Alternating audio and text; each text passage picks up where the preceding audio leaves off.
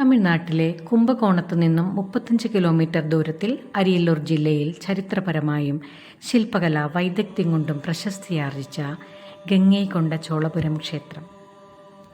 ചോള രാജവംശത്തിലെ ഏറ്റവും പ്രശസ്തനായ രാജേന്ദ്ര ചോളൻ ഒന്നാമനാണ് ഗംഗൈകൊണ്ട ചോളപുരം ക്ഷേത്രം നിർമ്മിച്ചത്.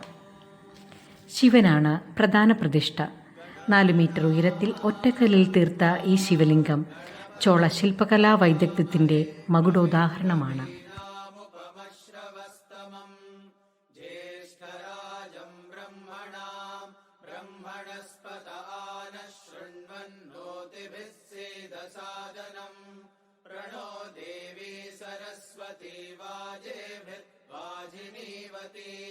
പതിനാലാം നൂറ്റാണ്ടിൽ ഡൽഹി സുൽത്താനായ അലാവുദ്ദീൻ ഖിൽജിയുടെ ജനറലായ മാലിക് ഗഫൂറിൻ്റെ നേതൃത്വത്തിൽ നടന്ന ആക്രമണത്തിൽ ക്ഷേത്രത്തിന് സാരമായ നാശനഷ്ടം നേരിടേണ്ടി വന്നു.